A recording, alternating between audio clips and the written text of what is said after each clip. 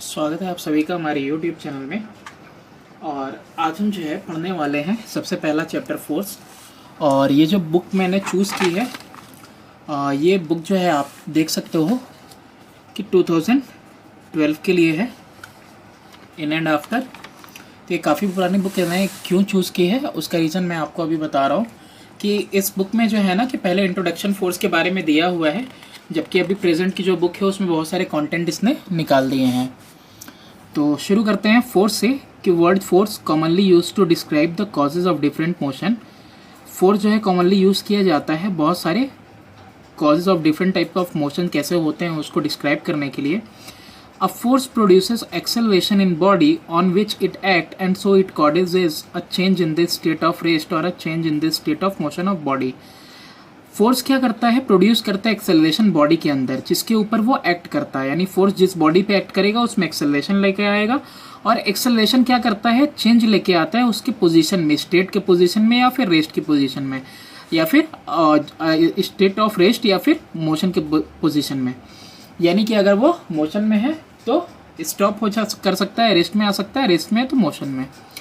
फिर कह रहा है कि in our daily life we also come across situation where on application of force on a body there is change in size और change in shape of body also. Daily life में हम लोग देखते हैं बहुत सारे ऐसे सिचुएशन हैं जहाँ पे कि फोर्स के एप्लीकेशन की वजह से शेप में भी चेंज आता है ना, और साइज में भी। If we press a soft rubber ball from two sides it shape changes. अगर किसी सॉफ्ट रबर बॉल को आप दो तरफ से दबाओगे तो उसका शेप चेंज हो जाता है। On stretching a rubber string its length increases.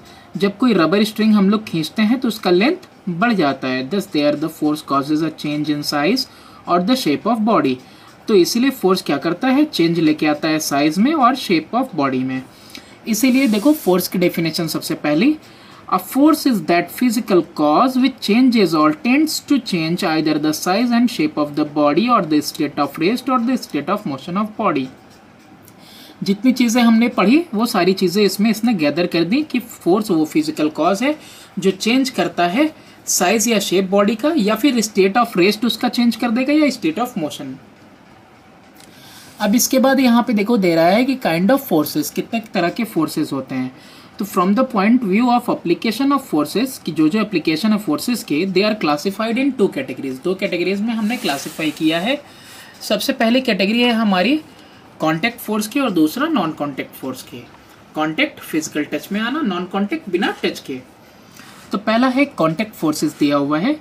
Forces which act on bodies when they are in physical contact are called the contact forces. वो सारे फोर्सेस जब एक्ट करते हैं बॉडी के ऊपर तभी जब बॉडी फिजिकली जो है कांटेक्ट में हो, है ना। जैसे ये पेन रखा हुआ है तो मैंने इसको फिजिकली ऐसे, है ना, कांटेक्ट में आया और दूसरे इस पेंसिल से मैं इसको पुश कर रहा हूँ तो कांटेक्ट में आता है। तो देखो यहाँ एग्जांपल दिया है, when a body A comes in contact with another body B. जैसे अभी पेन पेंसिल के कांटेक्ट में आया तो then A can exert force on B and B can also exert force on A. तो ए बी के ऊपर और बी ए के ऊपर फोर्स एक्सर्ट कर सकता है। These forces which are produced when the bodies come in contact, तो ये फोर्सेस जब बॉडी कांटेक्ट में तब प्रोड्यूस हुए हैं, इसीलिए इनको कहते हैं contact forces. Force of friction जो होता है, frictional force, normal reaction force, force of tension जो कि धागे के अंदर होता है, फोर्स जो एक्सर्ट होता है स्प्रिंग के द्वारा, वही स्प्रिंग को खींचो या दबाओ, या फिर फोर्स ऑन टू बॉडीज जब वो कोलाइड करते हैं यानी लड़ते हैं, आपस में टकराते हैं, are all example of contact forces. सब के सब एग्जाम्पल किसके हैं? कॉन्टैक्ट फोर्सेस के। फिर बात करता है पहला एग्जाम्पल जो इसमें दिया हुआ है, सबको देखते हैं। Frictional force, when a body slide और rolls over a rough surface a force starts acting on the body in direction opposite to the motion of body. जब कोई बॉडी स्लाइड करती है या रोल करती है किसी रफ सरफेस के ऊपर तो डायरेक्शन तो एक फोर्स अपोज करता है मोशन को, opposite to the motion of body के डायरेक्शन में। ऐसा इसलिए होता है क्योंकि फ्रिक्शनल फोर्स के बारे में आपने पढ़ा होगा कि जो सरफेस होता है वो बिल्कुल क्लियर नहीं होता है ना, बिल्कुल स्मूथ नहीं होता है। तो इस तरह से दोनों सरफेसेस आपस में टकराते हैं तो फ्रिक्शनल फोर्स क्रिएट होता है और ये हमेशा अपोज करता है मोशन को। This is called the frictional force और द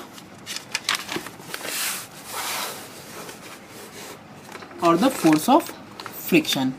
अब यहाँ पे देखो, when a book placed on the table top is push to the right, the force of friction act on the book toward the left. This force resist the motion of book on the table top. ये book रखी हुई है table के top के ऊपर, तो अगर push कर रहे हैं हम इसको राइट साइड में, तो ऑटोमेटिकली एक फोर्स ऑफ फ्रिक्शन लगेगा, force of friction left side में, अपोजिट डायरेक्शन में। फिर इसके बाद बात करते हैं नॉर्मल रिएक्शन फोर्स की। तो नॉर्मल रिएक्शन फोर्स क्या होता है? When a body is placed on a surface, the body exerts a force equal to its weight downward on the surface, but the body does not move or fall due to this force. जब कोई body किसी surface पे रखी हुई रहती है तो body equal force लगाती है अपने वेट के हिसाब से सरफेस के ऊपर, लेकिन बॉडी कभी गिरती नहीं है या फॉल नहीं होती इस फोर्स की वजह से। ऐसा इसलिए क्योंकि the force exert the surface जो होता है, जिस सरफेस पे वो बॉडी रखी हुई है, वो एक्सर्ट करता है equal and opposite force on the body normal to the surface, which is called the normal reaction force. यानी कि जो वेट रखा हुआ है या जो बॉडी सरफेस पे रखी हुई है, तो सरफेस भी इक्वल फोर्स लगा रही है। अब एग्जांपल से समझ में आएगा कैसे। फिगर 1.2 में यहाँ आपको दिया हुआ है, हथेली पे ये क्या रखा हुआ है? ब्लॉक रखा हुआ है। तो आप इसको अगर अपने हाथ में रखे हुए हो, काफ़ी देर तक रखोगे, दर्द होगा। क्यों? क्योंकि आप जो है मस्कुलर फोर्स लगा रहे हो बैलेंस करने के लिए। तो देखो दिया है यहाँ, when you hold a block on your palm, the block exert a force due to its weight downward on your palm. आपके हथेली पे वो फोर्स एक्सर्ट करता है।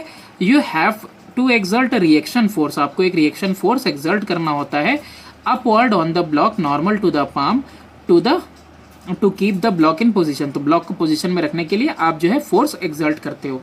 तो ये जो फोर्स लग रहा है ना, यही है नॉर्मल रिएक्शन फोर्स। फिर इसके बाद बात कर रहा है tension force as applied through strings. तो टेंशन फोर्स अप्लाई होता है स्ट्रिंग्स में, स्ट्रिंग्स के थ्रू। When a body is suspended by a string, जब किसी बॉडी को लटका दोगे आप धागे के सहारे, body pulls the string vertically downward due to its weight W। तो जो वेट आपने लटकाया है ना बांध के, उसकी वजह से जो है एक फोर्स लगेगा धागे के ऊपर वर्टिकली डाउनवर्ड। किसकी वजह से? उस वजन की वजह से, है ना।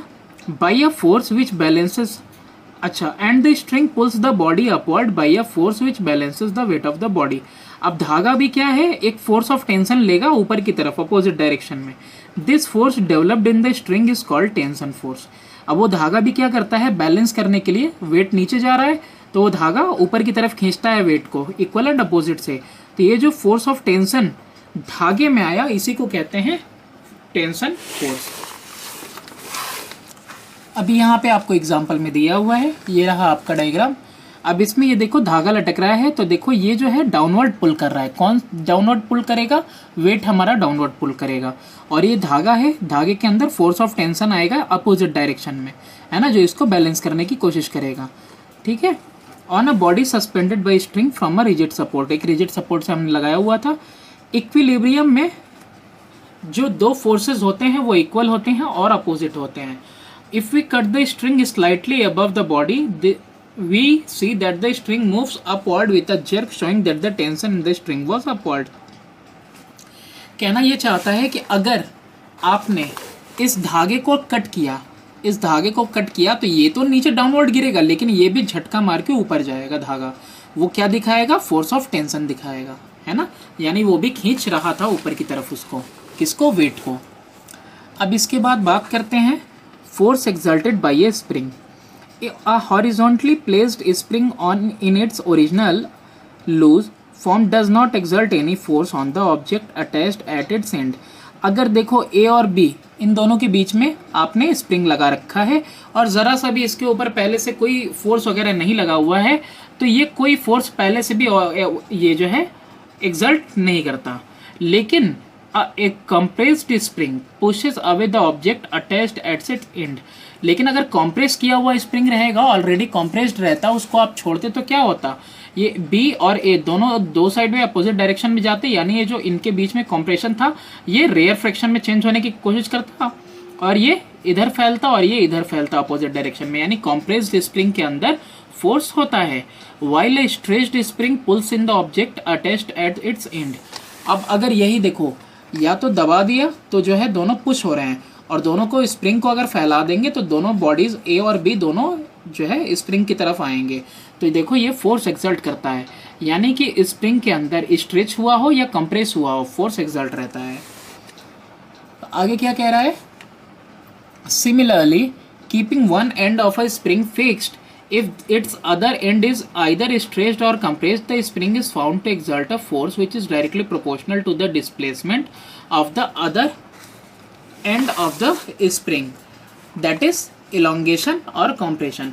यानी कि अगर दोनों दो पार्ट थे ना ए और बी, तो अगर किसी एक साइड को आप क्या करते हो, बिल्कुल फिक्स कर देते हो, तो दूसरी साइड आप जितना उसको पुल करोगे या फिर जितना उसको कंप्रेस करोगे उतना ही फोर्स उसके अंदर जो है एक्सर्ट होगा, उतने डिस्प्लेसमेंट के हिसाब से। This force is called the restoring force. इसको कौन सा फोर्स बोलते हैं, रिस्टोरिंग फोर्स। यानी वो जो आपका स्प्रिंग है वो अपने आप को फिर से ओरिजिनल पोजीशन में रिस्टोर करने की कोशिश करता है। फिर इसके बाद बात करते हैं हम लोग नेक्स्ट वाले में, फोर्स एक्सर्टेड ड्यूरिंग कोलिजन। तो देखो कोलिजन जब होता है, जब दो बॉडीज टकराती हैं, when two bodies collide they push each other. तो जब दो बॉडीज टकराती हैं तो दोनों जो है एक दूसरे को पुश करती हैं। As a result equal and opposite forces act on each body. तो इसके रिजल्ट में दोनों बॉडीज पे इक्वल और अपोजिट फोर्स लगते हैं। A body B while moving toward the other body A collides with the body A. एक body B move कर रही थी और मूव करते हुए बॉडी ए से कोलाइड कर गई। Body B exert a force on the body A. तो बॉडी बी जो है एक्सर्ट करेगी फोर्स बॉडी ए पे, जिसको कि फोर्स ऑफ एक्शन बोलते हैं, और बॉडी ए भी एक्सर्ट करेगा एक equal opposite reaction force on body B, और बॉडी ए भी बी पे रिएक्टिव फोर्स लगाएगा, और ये force make the two bodies to move apart after the collision. है ना, कभी देखा होगा दौड़ते भागते दो लोग आपस में टकराते हैं तो अगला भी टकरा जो है वो भी थोड़ी दूरी पे जाके गिरता है और आप भी जो है पुश हो जाते हो, है ना। तो दो बॉडीज आपस में टकराएंगी, कोलाइड करेंगी, तो ये इसके ऊपर फोर्स लगाएगा, ये इसके ऊपर, है ना। तो बी ने ए के ऊपर एक्शन लगाया और ए ने बी के ऊपर रिएक्शन दिया। अब इसके बाद बात करते हैं हम लोग नॉन कॉन्टेक्ट फोर्सेस की। तो नॉन कॉन्टेक्ट फोर्सेस वो हैं the forces experienced bye bodies even without being physically touched. Touch भी नहीं किया लेकिन फिर भी फोर्स लग गया, ठीक है, तो दैट इज कॉल्ड आपका नॉन कॉन्टेक्ट फोर्स। जैसे कि प्यार है, बिल्कुल नॉन कॉन्टेक्ट फोर्स है। अच्छा, are called the non contact forces और the forces at a distance. ऐसे फोर्सेज जो डिस्टेंस पे दूरी पे लगते हैं। अब जैसे एग्जांपल है gravitational force, electrostatic force and magnetic force are the non contact forces. Example दे दिया, बारी बारी से एक एक को देखते हैं हम। Gravitational force, in universe each particle attract the other particle due to their mass. Mass होने की वजह से हर एक पार्टिकल दूसरे पार्टिकल को अट्रैक्ट करता है। अब ये देखो दो पार्टिकल एक दूसरे को अट्रैक्ट करते हैं, अट्रैक्ट करते हैं तो एक दूसरे की तरफ क्यों नहीं जा रहे हैं। यहाँ पे मल्टीपल फोर्सेस इसके ऊपर अप्लाई हो रहा है भाई, ग्रेविटी भी है, एयर भी है चारों तरफ से, और उसके बाद ये सरफेस भी इसके ऊपर फोर्स लगा रहा है, हवा भी फोर्स लगा रही है ना, एटमॉस्फेरिक प्रेशर भी। इसके अलावा जो ग्रेविटेशनल फोर्स है वो 6.67 × 10⁻11 है, यानी वो हैवी बॉडीज पे काम करती हुई दिखाई देगी। इसी को बोलते हैं gravitational force. This force of attraction between them is called gravitational force. तो इसीलिए छोटी बॉडीज में पता नहीं चलता है, जैसे सन मून में पता चलेगा। 9th में आपने पढ़ा होगा, the earth also because of its mass attract all masses around it. तो अर्थ भी अपने मास की वजह से सारे बॉडीज को अपनी तरफ अट्रैक्ट करती है। The force on a body due to earth attraction is called pull of gravity और द फोर्स ऑफ ग्रेविटी। अब अर्थ जो है बॉडी को जो अट्रैक्ट करती है अपने फोर्स की वजह से, तो उसको बोलते हैं फोर्स ऑफ ग्रेविटी या फिर पुल ऑफ ग्रेविटी, और ये कॉज करता है मोशन इन बॉडी टुवर्ड अर्थ। अब इससे जो है कि मोशन कॉज होता है, इसी से तो न्यूटन वाला वो जो न्यूटन के सर पे एप्पल गिरा था, सामने गिरा था, सर पे गिरा था जहाँ भी, तो वो इसी की वजह से है ना, मोशन कॉज करता है। कोई भी चीज़ होगी तो वो किसकी तरफ फॉल करेगी, अर्थ की तरफ फॉल करेगी, अगर अर्थ की ग्रेविटी के अंदर आती है तो। The body also attract the earth but no motion is caused in earth. अब देखो ये सवाल बहुत पूछा जाता है कि अगर अर्थ अट्रैक्ट करता है तो there is always an equal and opposite force. तो जो बॉडी है वो भी इक्वल एंड अपोजिट फोर्स लगा रही है, तो क्यों नहीं अर्थ उठ के जो है कि उसके ऊपर चला जाता है ना। यानी कि एरोप्लेन है, उसका इंजन फेल कर गया, अब वो नीचे टकराने को आ रहा है, तो वो अर्थ उसको पुल कर रहा है, तो वो भी अर्थ को तो पुल कर रहा है, तो क्यों नहीं अर्थ ऊपर उठ के चला जा रहा है उससे टकराने के लिए। तो ऐसा इसलिए बिकॉज ऑफ मास और इनर्शिया। मास और इनर्शिया का मतलब जो है रेजिस्ट करना अपने मोशन को या अपने रेस्ट को। तो अर्थ जो है अपने बहुत ज़्यादा इनर्शिया की वजह से अपना चेंज नहीं कर पाती है मोशन, इसीलिए जहाँ है वहीं रहती है, और जबकि एरोप्लेन का मास छोटा रहता है तो वही जो है एक्सेलरेट होके आता है जो है अर्थ की तरफ। It is the force due to gravity due to which a body released from a height falls down. तो फोर्स ऑफ ग्रेविटी ही है जिसकी वजह से किसी बॉडी को अगर हम रिलीज करते हैं तो ऑटोमेटिकली वो नीचे फॉल करती है। एग्जाम्पल है, a ball placed on a table start rolling down when the table is tilted. Ball को अगर जो है टेबल पे रखा हुआ है, ज़रा सा टिल्ट कर दो तो भी वो बिल्कुल गिरता हुआ नीचे आ जाता है। अगर किसी बॉडी को, if a body is thrown in air, अगर किसी बॉडी को हवा में फेंकते हैं, इट गोज अप, पहले वो ऊपर जाता है, रीचेस टू अ हाइट, एक हाइट तक पहुंचता है, and then returns to the ground, और फिर नीचे ग्राउंड तक आ जाता है। ऐसे ही a coin falls down when it is dropped from a height, एक सिक्का जब उछाल के फेंकते हो तो वो भी ज़मीन पे आ गिरता है। In all these cases gravitational force causes motion in the body downward. सारे केसेस में आप देख रहे हो कि जो ग्रेविटेशनल फोर्स है हमेशा अर्थ के सेंटर की तरफ चीज़ों को खींच रहा है। इसके बाद है इलेक्ट्रोस्टैटिक फोर्स। तो इलेक्ट्रोस्टैटिक फोर्स क्या होता है? Two like charges repel while two unlike charges attract each other, यानी कि दो पॉजिटिव चार्ज रहेंगे तो रिपेल करेंगे, दो नेगेटिव चार्ज रिपेल करेंगे, लेकिन एक पॉजिटिव एक नेगेटिव रहेगा तो आपस में अट्रैक्ट करेगा, है ना। यही है इलेक्ट्रोस्टैटिक फोर्स। ये जो फोर्स है इन दोनों के बीच में, force between two charges even when they are at separation, अगर दूरी पे हैं तो भी, that is called electrostatic force. Example क्या है इसका, जो हमने बचपन में कई बार किया है कि when a comb rubbed on dry hair, जब कभी किसी कंघी को हम लोग अपने सूखे बालों में रब करते हैं और उसके बाद is brought near the small bits of paper, छोटे छोटे पेपर के टुकड़ों के पास लेके आएंगे, the bits of paper get attracted by the comb, जो छोटे छोटे टुकड़े हैं वो जो है कॉम्ब से अट्रैक्ट हो जाएंगे। The motion of paper bit is due to the attractive electrostatic force exerted between the unlike charges on paper bit and the comb. तो ये जो अट्रैक्शन हुआ ना, जो आपकी कंघी आपने अपने जुल्फों में रगड़ी और वो जो छोटे छोटे कागज आपकी कंघी से टच हुए, ये इलेक्ट्रोस्टैटिक फोर्स की वजह से हुए, क्योंकि दोनों के ऊपर अनलाइक चार्जेस थे, यानी किसी एक पे पॉजिटिव किसी एक पे निगेटिव। इसके बाद है थर्ड वाला magnetic force. Two like poles, यानी कि नॉर्थ नॉर्थ या फिर south south, while the two unlike pole attract each other. दो लाइक पोल रहेंगे तो रिपेल करेंगे, एक दूसरे से दूर भागेंगे, और अनलाइक रहेंगे तो अट्रैक्ट करेंगे। तो फोर्स इनके बीच में, the force between the two magnetic poles even when they are at a separation, जब वो सेपरेशन पे हैं तब भी उनके बीच में जो फोर्स है that is called magnetic force. Example दिया हुआ है, when a magnet is brought near the small iron nails, जब किसी मैग्नेट को एक छोटे से लोहे के कील के साथ पास लाया जाता है विदाउट टचिंग देम, थोड़ा सा आपको क्या रखना है, स्पेस रहने देना है ना, स्पेस रहेगा उसके बावजूद आप देखोगे कि जो नेल है move toward the magnet, nail move करता है मैग्नेट की तरफ और चिपक जाता है मैग्नेट से। The motion of nail is due to attractive magnetic force. तो ये मोशन किसकी वजह से हुआ? अट्रैक्टिव मैग्नेटिक फोर्स की वजह से हुआ, जो एक्सर्ट हुआ था between the pole of magnet and the opposite pole induced in the nail. जो अपोजिट पोल इंड्यूस हुआ था नेल के अंदर और मैग्नेट के अंदर जो पोलैरिटी थी, दोनों अनलाइक थे, इसलिए वो अट्रैक्ट हो गया। फिर इसके बाद बात करते हैं जनरल कैरेक्टर है नॉन कॉन्टैक्ट फोर्सेस का। तो जनरल कैरेक्टर में देखो दिया हुआ है कि the gravitational force is always of attractive nature.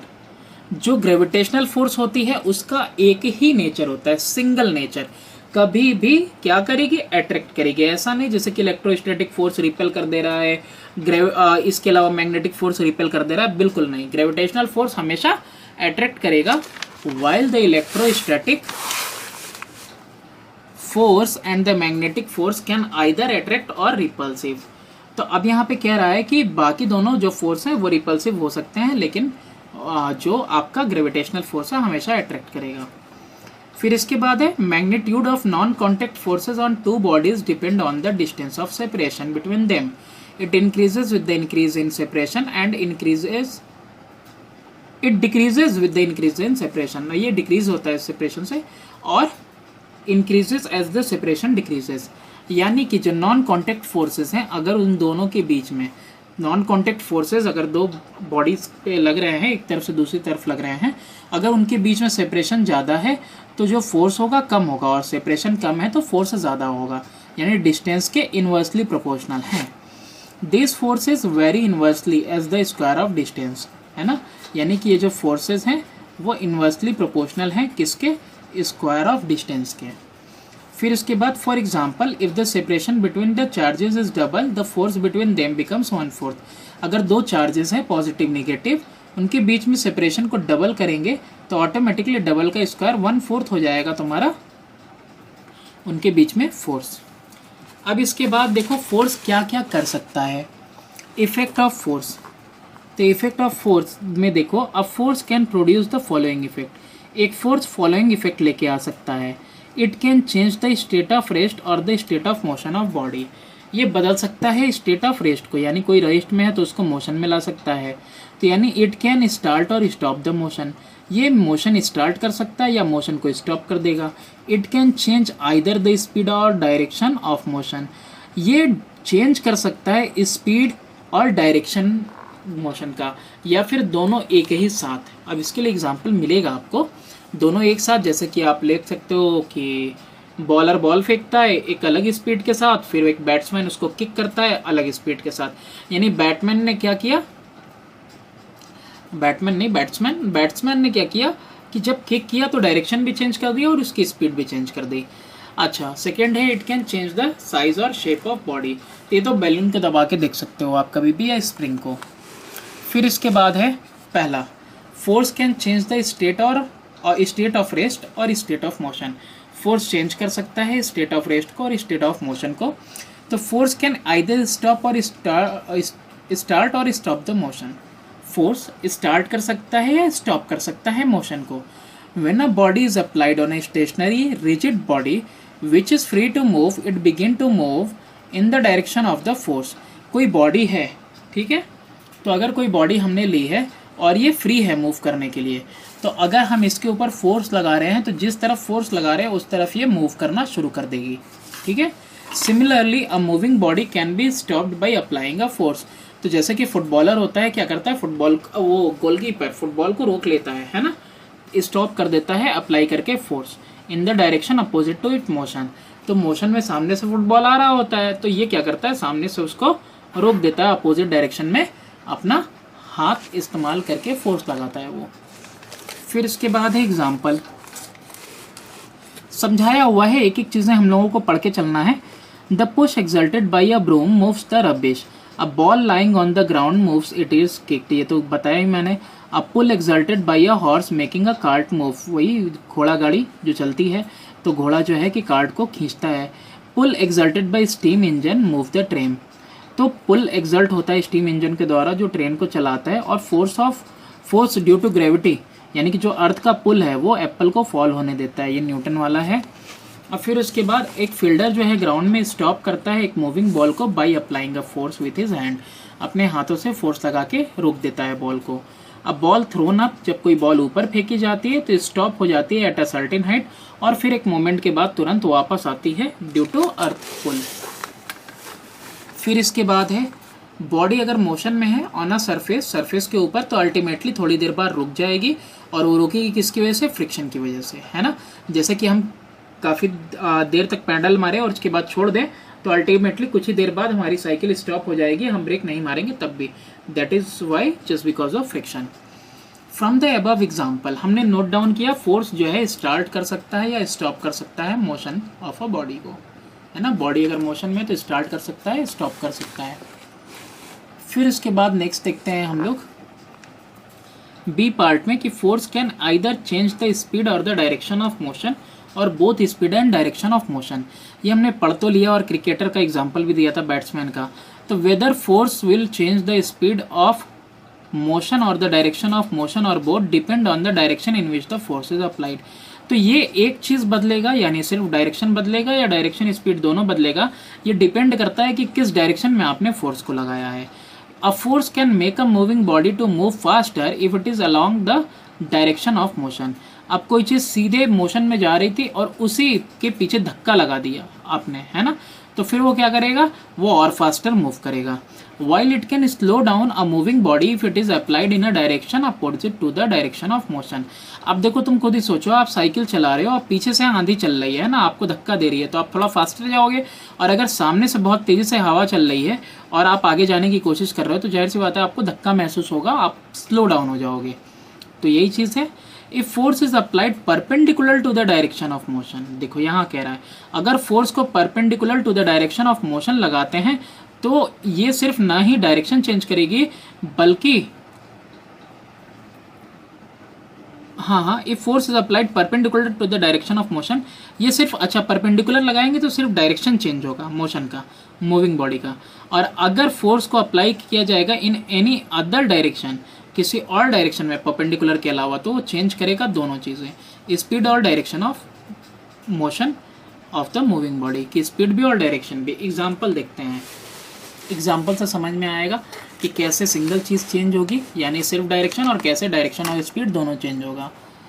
A player applies force with a hockey stick to change the speed and direction of motion of the ball. अब जो प्लेयर है उसने क्या किया, हॉकी स्टिक का इस्तेमाल किया और स्पीड और डायरेक्शन दोनों चेंज कर दी है ना, गोल मारता है वो। When larger force is applied on the pedal by a cyclist, जब साइक्लिस्ट ज़्यादा फोर्स लगाता है पेडल के ऊपर, जो स्पीड है साइकिल का वो इंक्रीज होता है। ठीक है, तो यहाँ पे स्पीड इंक्रीज हो रहा है एक ही डायरेक्शन में लगते हुए, है ना, उसी के ऊपर और जोर दे रहा है पेडल पे। A freely falling object continuously gains speed due to the earth pull. अब देखो अर्थ नीचे की तरफ खींचता है और बॉडी ऑलरेडी नीचे की तरफ आ रही है और खींच रहा है तो और ज़्यादा स्पीड बढ़ गई। In cricket, tennis, badminton, direction of motion और स्पीड ऑफ बॉल और cock is changed by hitting in the direction opposite to the motion of the ball और कॉक। अब देखो ये तीनों ही खेल बताया है, तीनों ही खेल में क्या होता है, सामने से बॉल आ रही होती है या कॉक आ रहा होता है, उसको आप एकदम बिल्कुल सामने जो है अपोजिट डायरेक्शन में आप उसको किक करते हो। तो इसमें स्पीड और इसमें जो है डायरेक्शन जो है चेंज होता है और साथ में मोशन भी। Speed of a moving vehicle is slowed down by applying brake. अगर स्पीड है यानी व्हीकल आप चला रहे हो तो उसका स्पीड आप स्लो डाउन करते हो ब्रेक अप्लाई करके। स्टोन जो कि आपने धागा से बांध के रखा हुआ है पत्थर को, जब उसको चारों तरफ घुमाते हो सर्कल में तो वो डायरेक्शन ऑफ मोशन उसका चेंज होता है कंटिन्यूसली, फोर्स ऑफ टेंशन की वजह से स्ट्रिंग के अंदर, है ना। इसको हम और अच्छे से अभी पढ़ेंगे, इसके लिए साथ तो बहुत सारे एग्जाम्पल भी हैं, सेंट्रीपिटल सेंट्रीफ्यूगल का भी। अच्छा, फ्रॉम द अबव एग्जाम्पल हम लोग नोट डाउन करते हैं एक फोर्स क्या कर सकता है, स्पीड को या फिर डायरेक्शन को या फिर स्पीड और डायरेक्शन दोनों को बदल सकता है फोर्स। फिर उसके बाद सेकेंड वाले में क्या था कि force can change either size और शेप ऑफ बॉडी। तो व्हेन फोर्स इज अप्लाइड, जब फोर्स को अप्लाई किया जाता है बॉडी के ऊपर और ऐसी body is not free to move and which is not rigid, free to move भी नहीं होनी चाहिए और रिजिड भी ना हो, तो ऐसी बॉडी अपना शेप चेंज कर लेती है। इट चेंजेस आइदर शेप और साइज ऑफ द बॉडी, है ना। जैसे कि स्पंज है या फिर स्पंज के अलावा बलून ले लो, है ना, सोफा वगैरह। By loading a spring hanging from a rigid support there occurs an increase in its length. जब आप स्प्रिंग को हैंग करते हो या फिर वो तौलने वाला तराजू भी आता है ना, स्प्रिंग बैलेंस, तो उसमें भी आप देखोगे स्प्रिंग का जो लेंथ है वो इंक्रीज कर जाता है, यानी साइज चेंज हो गई फोर्स की वजह से। By hammering a small piece of silver sheet a thin foil is made here the force increases the surface area. अब देखो जैसे आप हथौड़ा मारते हो तो छोटा सा पीस है सिल्वर का, वो शीट में बदल जाता है। जैसे बेलन घुमाने से जो है मम्मी जो है रोटी को गोल बना देती हैं, है ना, लोइया कहते हैं ना उसको, तो लोइया रोटी में कन्वर्ट हो जाता है, पतला हो जाता है, सरफेस एरिया इंक्रीज कर जाता है। स्टीम पुश आउट करता है फ्रॉम अ प्रेशर कुकर और ऑक्यूपाई करता है लार्ज वॉल्यूम, साइज चेंज हो रहा है। On pressing a piece of rubber, जब रबर के ऊपर प्रेस करते हो तो उसका शेप चेंज हो जाता है। और जब साइकिल करते हो इन अ साइकिल पंप, जब पिस्टन को नीचे किया जाता है तो एयर कंप्रेस होता है ऑक्यूपाई करने के लिए लेस वॉल्यूम। सारे के सारे कंडीशन में फोर्स क्या कर रहा है, साइज या फिर शेप को बदल रहा है। फिर इसके बाद देखो यहाँ पे 10वीं नोट दैट, क्या क्या नोट किया हमने। A force when applied on a rigid object does not change the inter spacing between its constituent particle and therefore it does not change the dimension of the object but causes motion in it. अगर कोई rigid body है और rigid body किस particle से बनी हुई है तो हमने इसके ऊपर फोर्स लगाया तो ना शेप चेंज होगा ना साइज चेंज होगी, बल्कि इसके अंदर क्या होगा, मोशन होगा। फिर उसके बाद on the other hand a force when applied on a non rigid object changes the inter spacing. अच्छा, इसमें तो इंटर स्पेसिंग बिल्कुल भी नहीं बदला, जैसा है वैसा ही पार्टिकल रहेगा, लेकिन नॉन रिजिड ऑब्जेक्ट अगर रहेगा तो क्या होगा, change the inter spacing between its constituent particle and therefore causes a change in its dimension and can also produce motion in it. अब देखो यहाँ पे जैसे कि प्रेशर कुकर था, उसके अंदर क्या हुआ, बिल्कुल प्रेशर बन गया तो फिर वो रिलीज हो रहा था, वॉल्यूम उसका चेंज हो रहा था, है ना, तो वो गैस की बात है। अब यहाँ पे देखो जैसे कि स्पॉन्ज वगैरह ले लिया आपने, स्लिप वेल वगैरह, तो ये क्या होता है, इसके जो पार्टिकल्स होते हैं जब आप सो रहे होते हो तो ये थोड़े से दब जाते हैं, दब गया तो इसका इंटर स्पेसिंग भी चेंज हो गया, है ना। ये किसके लिए है, नॉन रिजिड ऑब्जेक्ट के लिए है। अच्छा, when a force causes motion in a body, जब फोर्स मोशन कॉज करता है किसी भी बॉडी में, वो प्रोड्यूस करता है एक्सेलरेशन, है ना, यानी कि चेंज इन स्पीड कॉज होता है। And therefore body moves with a change in its velocity, और इस वेलोसिटी बॉडी की चेंज हो जाती है, उसके साथ वो चलता है ना। मोशन में अगर बॉडी ऑलरेडी है तो एक्सेलरेशन होगा, फोर्स लगा रहे हो तो, है ना। तो एक्सेलरेशन पॉजिटिव भी हो सकता है, नेगेटिव भी हो सकता है, डिपेंड करता है कि आप किस डायरेक्शन में फोर्स लगा रहे हो। थर्ड वाली बात है, a force has magnitude as well as direction. Force के पास मैग्नीट्यूड भी होता है, यानी माप, मेजरमेंट, और उसके साथ डायरेक्शन भी होता है। इसीलिए फोर्स कैसी क्वांटिटी है, एक वेक्टर क्वांटिटी है। अब है यहाँ पे न्यूटन लॉ ऑफ मोशन। तो do describe the motion of a body under the action of force, sir Isaac Newton give the following 3 laws.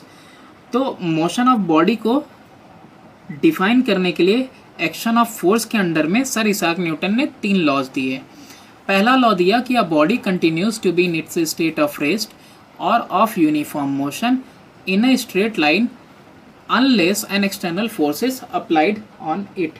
यानी कि इनका कहना क्या है, इनका कहना है कि अगर कोई बॉडी यहाँ पे पड़ी हुई है तो ये यहीं की यहीं रहेगी जब तक कोई कहीं से फोर्स इसके ऊपर नहीं लगाएगा, है ना। और अगर कोई बॉडी मोशन में है, ठीक है, लगातार चल रही है, तो ये बॉडी अगर मोशन में है तो ऑटोमेटिकली ये मोशन में ही रहेगी unless and external forces applied on it. जब तक फोर्स नहीं अप्लाई होगा तब तक मोशन में ही रहेगी। This law tells us that every material body has a property by virtue of it resists the motion, it resists the change in its state of rest or in state of motion। ये law हमको ये बताता है कि हर material के अंदर अपनी एक खुद की प्रॉपर्टी होती है जिसकी वजह से वो रेजिस्ट करता है किसी भी चेंज को। किस तरह के चेंज को, स्टेट ऑफ रेस्ट को या फिर स्टेट ऑफ मोशन को, और इसी प्रॉपर्टी का नाम है इनर्शिया, ठीक है। और देयरफॉर ये लॉ जो है कहलाती है लॉ ऑफ इनर्शिया भी इसी की वजह से। First law also give us the definition of force in a qualitative way. Qualitative way, quality बताता है ना ये। तो पहला लॉ क्वालिटी भी बताता है, क्वालिटेटिव डेफिनेशन देता है फोर्स की। वो क्या है कि फोर्स वो वजह है जो क्या कर रहा है, किसी भी बॉडी का स्टेट चेंज कर दे रहा है, यानी रेस्ट को मोशन, मोशन को रेस्ट कर दे रहा है। तो ये कौन सी डेफिनेशन है, एक क्वालिटेटिव डेफिनेशन है फोर्स की, ठीक है। और जो इनर्शिया होता है डायरेक्टली डिपेंड करता है मास के ऊपर, है ना। कैसे, जैसे कि ये छोटा सा आपका टेनिस बॉल है, आप इसको किक करोगे आसानी से हो जाएगा, है ना। इसका ये पहले से रेस्ट में था, आपने किक किया, मोशन में हो गया, यानी कि इसको आपको जो है इसका मोशन चेंज करने में, इसका स्टेट ऑफ रेस्ट या मोशन चेंज करने में दिक्कत नहीं होगी। लेकिन जैसे ही बॉडी बड़ी हो जाएगी, है ना, बड़ा सा पत्थर ले लो फिर उसके बाद करके दिखाओ, नहीं होगा। क्यों, क्योंकि इसका मास ज़्यादा है, तो इसको चेंज करने में 4-5 आदमी लगेंगे, तब जाके बेचारे कुछ इसको इधर उधर खिसका पाएंगे। तो जितना ज़्यादा, तो यानी कि इनर्शिया जो होती है डायरेक्टली डिपेंड करती है मास के ऊपर, जितना ज़्यादा मास उतनी ज़्यादा इनर्शिया, यानी कि उसको रेस्ट से मोशन, मोशन से रेस्ट करने में बहुत ज़्यादा फोर्स लगने वाला है। सेकेंड लॉ है कि rate of change of momentum of a body is directly proportional to the force applied on it and this change in momentum takes place in the direction of applied force। देखो यहाँ पे दे दिया छोटे से में कि rate of change of momentum जो है डायरेक्टली प्रोपोर्शनल है, किसके, फोर्स के डायरेक्टली प्रोपोर्शनल है ना, जो फोर्स उसके ऊपर अप्लाई हुआ, है ना। और जो मोमेंटम है एंड दिस मोमेंटम, और ये जो मोमेंटम चेंज हो रहा है ये टेक करेगा place in the direction of the applied force, यानी जिस डायरेक्शन में फोर्स आपने लगाया उसी डायरेक्शन में। अब यहाँ पे दिया हुआ है कि यहाँ पे P डिनोट करता है मोमेंटम और डेल्टा P का मतलब है स्मॉल चेंज इन मोमेंटम, और फिर डेल्टा T का मतलब है वो जो मोमेंटम चेंज होने में टाइम लगा, है ना। डेल्टा का मतलब होता है स्मॉल चेंज, दिया हुआ है।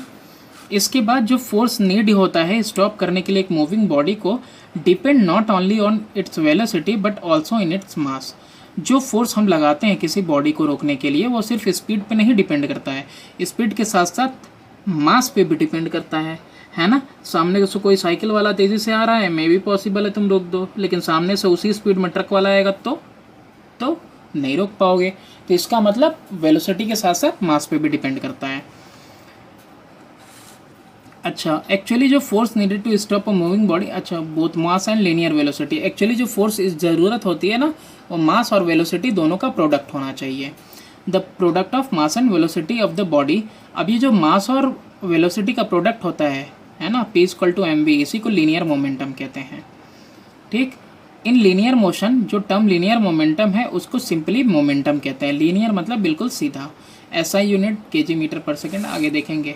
Momentum of a body is linear motion, in linear motion जो मोमेंटम है बॉडी का लीनियर मोशन में वो प्रोडक्ट होता है सीधे मास और वेलोसिटी का, और ये डिनोट होता है लेटर P से, P equal to mv। M stand for mass and V stand for velocity.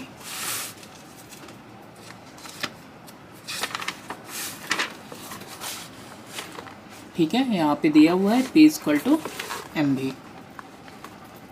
अभी इसके बाद CGS यूनिट दी हुई है, ग्राम सेंटीमीटर पर सेकेंड है, और फिर इसके बाद kg मीटर पर सेकेंड है आपका SI यूनिट। अच्छा, जब फोर्स को अप्लाई करते हैं किसी बॉडी पे डेल्टा T टाइम, तो टाइम लगता है ना, फोर्स अप्लाई किया तो टाइम इंटरवल डेल्टा T के लिए अप्लाई किया, देन फ्रॉम इक्वेशन 1.2 यानी P इक्वल टू mv से, है ना, तो डेल्टा P इसमें चेंज आया तो यानी कि इसमें भी डेल्टा mv चेंज आया। ये 1.3 एक ले लेते हैं। इफ़ मास रिमेन कांस्टेंट, अगर मास वही है, समझो कि यहाँ पे अगर मास वही है, कांस्टेंट है, तो सिर्फ चेंज किस में आया, सिर्फ चेंज आया डेल्टा, वो v में, वेलोसिटी में। तो यानी कि delta P change in momentum is equal to mass into delta v, यानी खाली वेलोसिटी में हमने चेंज किया। फिर उसके बाद अब यहाँ पे दिया हुआ है कि it is found in the case of atomic particle, atomic particle के केस में है जो मूव करते हैं वेलोसिटी v के साथ, जो कंपेरेबल है to the velocity of light के, है ना। तो ऐसे एटॉमिक पार्टिकल्स के लिए कह रहा है कि mass of particle does not remain constant, तो इतनी स्पीड के साथ अगर वो ट्रेवल कर रहे हैं तो उनका मास कांस्टेंट नहीं रहता, लेकिन इंक्रीज होता है, इंक्रीज इन वेलोसिटी, है ना, but it increases with the increase in velocity, यानी कि वेलोसिटी की वजह से उनका मास इंक्रीज करता है। दस, जब speed velocity light of speed के इक्वल हो जाए, वेलोसिटी लाइट ऑफ स्पीड के इक्वल हो जाए, तो delta P equal to delta mv and we can not write delta mv equal to m delta v, यानी ये दोनों चीज़ें साथ में नहीं लिख सकते हो, है ना। ये वाली चीज़ और ये चीज़ आप नहीं साथ में लिख सकते हो, है ना, यानी दोनों के अंदर चेंज आना। सिर्फ किसके अंदर चेंज आएगा, वेलोसिटी के अंदर चेंज आ रहा है। तो ये जो रिलेशनशिप है डेल्टा P का m डेल्टा v के साथ, ये तभी ट्रू है जब वेलोसिटी, यानी वेलोसिटी, यहाँ पे वेलोसिटी देख रहे हो, ये वेलोसिटी जब मूविंग पार्टिकल की करीब करीब वो कम हो, है ना, बहुत कम हो, सॉरी करीब नहीं बल्कि बहुत कम हो, किससे, वेलोसिटी ऑफ लाइट से। तो velocity of a particle is of the order of 10⁻⁶ metre per second or less than it. तो वेलोसिटी ऑफ पार्टिकल कितना होना चाहिए, 10⁻⁶ या उससे कम होना चाहिए। Because up to this velocity, इतने वेलोसिटी तक जो वेरिएशन है मास में वो जो है परसेप्टेबल नहीं है। हाउएवर जो रिलेशन है delta P equal to delta mv का, ये हमेशा ट्रू रहता है। तो यानी कि हम इसके लिए नहीं पढ़ेंगे कि भाई बहुत ज़्यादा अगर स्पीड हो जाएगी, स्पीड ऑफ लाइट के इक्वल हो जाएगा, तो वहाँ पे हमारा ये लॉ काम नहीं करता। क्यों? क्योंकि वहाँ पे जब वेलोसिटी ऑफ लाइट के इक्वल हो जाएगी, वेलोसिटी जो है हमारी स्पीड ऑफ लाइट के इक्वल हो जाएगी, तो वहाँ पे जो है कांस्टेंट नहीं रह पाएगा मास, इसलिए। अच्छा, यहाँ पे देखो, यहाँ पे शो किया है variation of mass m of a body with velocity v। The mass is constant equal to the rest mass m0 when v is very very less than c।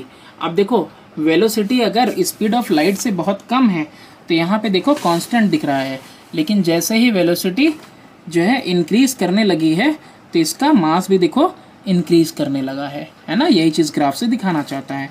Graph क्या कर रहा है, शो कर रहा है variation. State जब ये seize किया हुआ है एक जगह पे है तो देखो इसका मास कितना है, और फिर उसके वजह से स्पीड बढ़ती जा रही है, वैसे वैसे इसका मास भी बढ़ता चला जा रहा है। अच्छा यहाँ पे देखो क्या कह रहा, ये तो हो गया। फिर यहाँ पे 1.7 में नीचे शो करता है variation momentum of a body का with velocity v। A momentum p increases linearly with increase in velocity v। और ऐसे ही कंडीशन में देखो यह कहाँ पे दिखा रहा है, मोमेंटम का और वेलोसिटी का, है ना। जब वेलोसिटी यानी कि स्पीड हमारी स्पीड ऑफ लाइट से अगर कम है तो मोमेंटम एकदम लीनियर वे में इंक्रीज करता जा रहा है और इनफाइनाइट हो जाएगा जब वेलोसिटी जो है c के इक्वल हो जाएगा। यानी कि वेलोसिटी हमारा स्पीड जो है बॉडी का अगर लाइट की स्पीड के इक्वल हो जाएगा तो बहुत ही रैपिडली इंक्रीज होगा, किसके अंदर, मोमेंटम के अंदर। अब यहाँ पे देखो rate of change of momentum of a body can now be obtained. अब rate of change of momentum हम निकाल सकते हैं कैसे, dividing the change in momentum with the time interval t। अब जो टाइम इंटरवल t है उसके साथ हम डिवाइड करेंगे मोमेंटम को तो ऑटोमेटिकली हम निकाल लेंगे जिसके ऊपर फोर्स हमने लगाया है।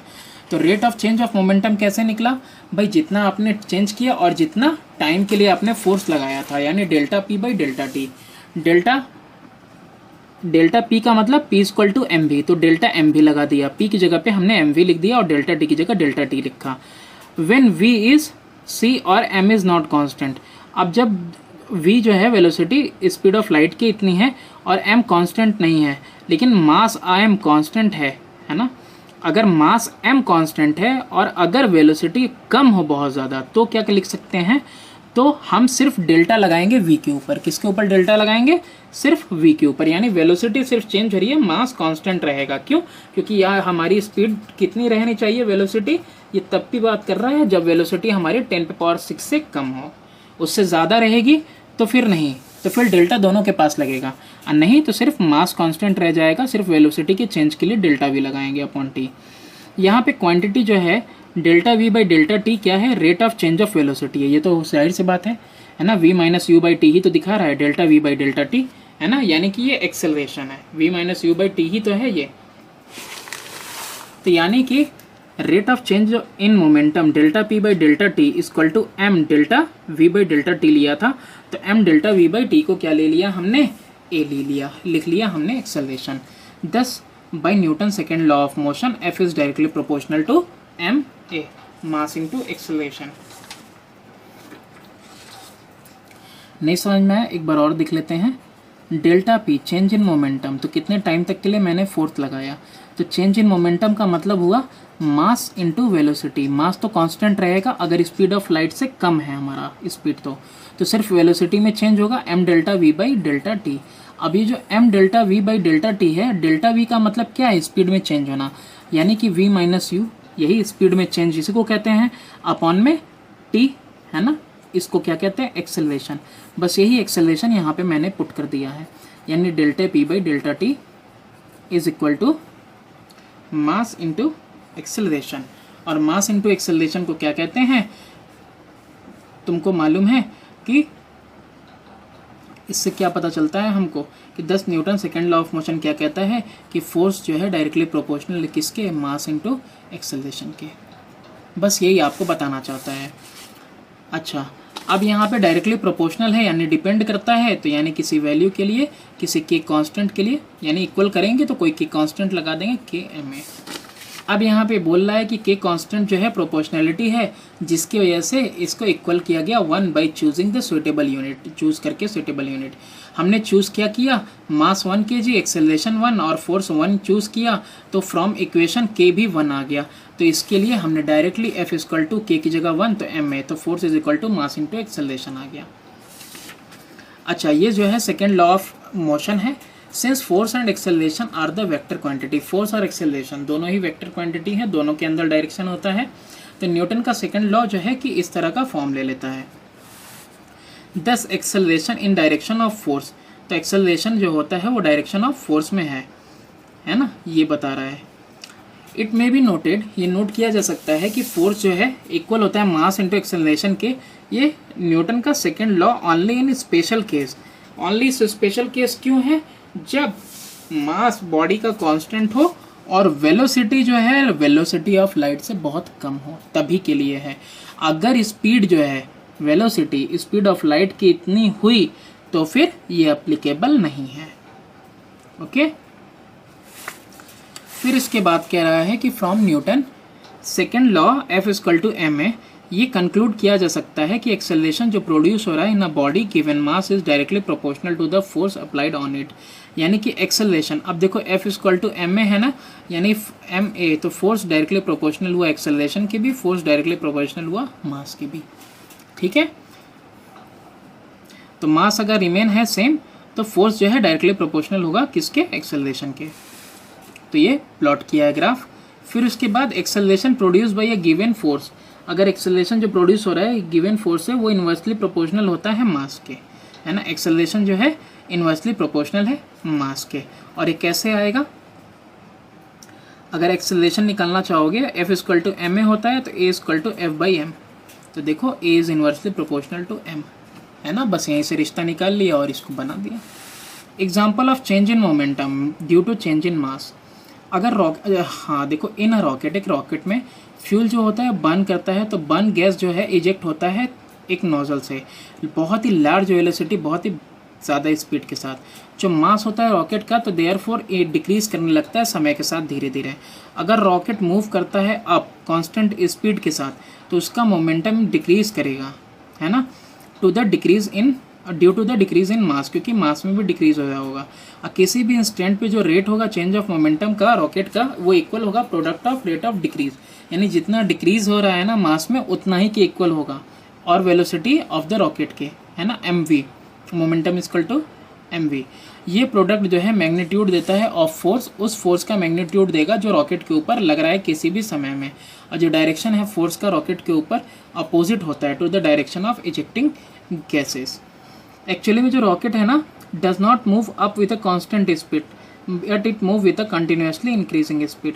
कांस्टेंट स्पीड के साथ रॉकेट नहीं जाता, जाहिर सी बात है, उसके नोजल से जो निकलता रहता है, गैसेस बर्न आउट होते रहते हैं, वो स्पीडली धीरे धीरे इंक्रीज किया जाता है, तो एक इंक्रीजिंग स्पीड के साथ रॉकेट जाता है ना।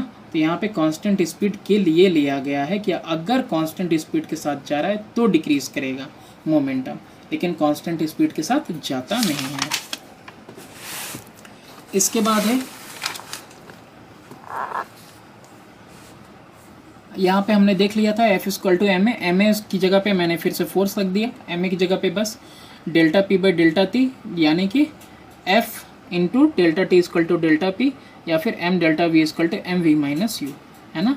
डेल्टा v का मतलब ही है चेंज इन स्पीड। ये रिलेट करता है force applied on a body to the change in momentum produced in it. Force applied by body और चेंज इन मोमेंटम को रिलेट करता है। Change in momentum of body depend on product of force and the duration of for which the force is applied.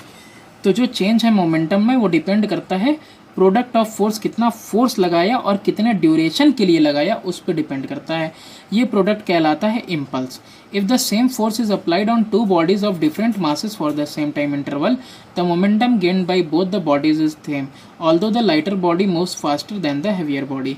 अब देखो, lighter और heavier दो body लिया, दोनों बॉडी के अंदर अगर सेम आपने फोर्स अप्लाई किया तो दोनों के अंदर सेम मोमेंटम गेन होगा, बस मोमेंटम सेम गेन होगा। लेकिन जो हल्की वाली बॉडी है वो इनर्शिया की वजह से ज़्यादा तेज जाएगी, और जो धीरे जाएगी हैवी वाली बॉडी, और जो लाइटर बॉडी होगी वो ज़्यादा वेलोसिटी के साथ जाएगी। अब यहाँ पे न्यूटन का थर्ड लॉ आता है, और थर्ड लॉ क्या कह रहा है, to every action there is an equal and opposite reaction, है ना। तो यहाँ पे जो फोर्स दिखा रहा है 1 2 is the force on first particle due to the second, first पे सेकंड के द्वारा, सेकंड पे फर्स्ट के द्वारा, ये रिएक्शन है, ठीक है। तो thus force always exist as a pair, तो फोर्स हमेशा पेयर में लगता है ना। Every action has an equal and opposite reaction. The action and reaction do not act on the same body, ये भी देखो खास बात है, दोनों बॉडीज डिफरेंट होती हैं, अगर दो बॉडीज़ आपस में कोलाइड कर रही हैं तो एक दूसरे पे एक्शन कर रहा है तो ये इसके ऊपर रिएक्शन करेगा, यानी सेम बॉडी के ऊपर एक्शन रिएक्शन नहीं होगा, है ना। Always there will be two different bodies, A B पे करेगा एक्ट तो बी ए पे करेगा react. It may be mentioned here that the Newton's second law is fundamental law. यहाँ पे ये फंडामेंटल लॉ है। First and third law can be obtain from the second law. तो फर्स्ट और third law second law से obtain कर सकते हो। अब यहाँ CGS यूनिट दिया है, डाइन को दिया है कि 1 gram into 1 centimetre. 1 dyne force क्या होता है ये भी आया है। तो 1 डाइन फोर्स वो फोर्स होता है जो कि बॉडी ऑफ 1 ग्राम के बॉडी को प्रोड्यूस करता है। 1 ग्राम के बॉडी के अंदर 1 सेंटीमीटर स्क्वायर का एक्सेलरेशन, उसको कहते हैं 1 डाइन फोर्स।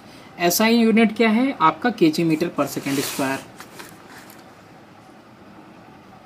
ठीक है। फिर 1 न्यूटन कौन सा फोर्स होता है, वो फोर्स होता है जो 1 kg की बॉडी में 1 मीटर पर सेकेंड स्क्वायर का एक्सेलरेशन प्रोड्यूस करे। फिर यहाँ पे फर्दर अलग अलग यूनिट दिए हुए हैं। 1 कन्वर्जन दिया है यूनिट का कि 1 न्यूटन जो है 10⁵ डाइन के इक्वल है। ग्रेविटेशनल यूनिट ऑफ फोर्स, तो ये क्या होता है, force due to gravity on a body of mass m। कोई बॉडी है मास m, उसके ऊपर जो फोर्स लग रहा है ग्रेविटी के द्वारा, है ना, where acceleration due to gravity is g। जहाँ पे acceleration due to gravity g है तो वहाँ पे फोर्स किसके इक्वल होगा, मास इनटू ग्रेविटी के। अच्छा, MKS सिस्टम में इसको किलोग्राम फोर्स बोलते हैं। 1 किलोग्राम फोर्स वो फोर्स होता है जो कि 1 किलोग्राम बॉडी पे लगे ग्रेविटी के द्वारा। बस 1 किलोग्राम पे जो ग्रेविटी का फोर्स लगता है उसी को बोलते हैं 1 किलोग्राम फोर्स। 1 किलोग्राम फोर्स किसके इक्वल होता है, 1 किलोग्राम फोर्स 9.8 न्यूटन के इक्वल होता है ना। 1 gram force is the force due to gravity on mass 1 gram. Kilogram वाले में 9.8 के और ये 1 ग्राम वाला इसके, तो 1 ग्राम फोर्स कितने के इक्वल हो जाएगा, 9.8 जो है डाइन को न्यूटन को चेंज कर दो तो 980 डाइन आ जाएगा। अच्छा, यहाँ पे कन्वर्जन दिया हुआ है। कन्वर्जन के बाद यहाँ पे देखो इक्वेशन ऑफ मोशन दिए हुए हैं। 3 इक्वेशन है मोशन के, v equal to u plus at। v stand for final velocity, initial velocity, acceleration and time, और s डिस्टेंस के लिए है। तो s equal to half u plus vt या फिर ut plus half vt square, और v square equal to u square plus 2as। तो अभी न्यूमेरिकल्स सारे ऑलरेडी अपलोडेड हैं, तो आप न्यूमेरिकल्स करना। फिर उसके बाद नेक्स्ट वीडियो में हम डिस्कस करेंगे momentum of a force and equilibrium. तो अपना जो नया वाला एडिशन है ना वो यहीं से स्टार्ट है। Thanks for watching, please do subscribe and share my channel.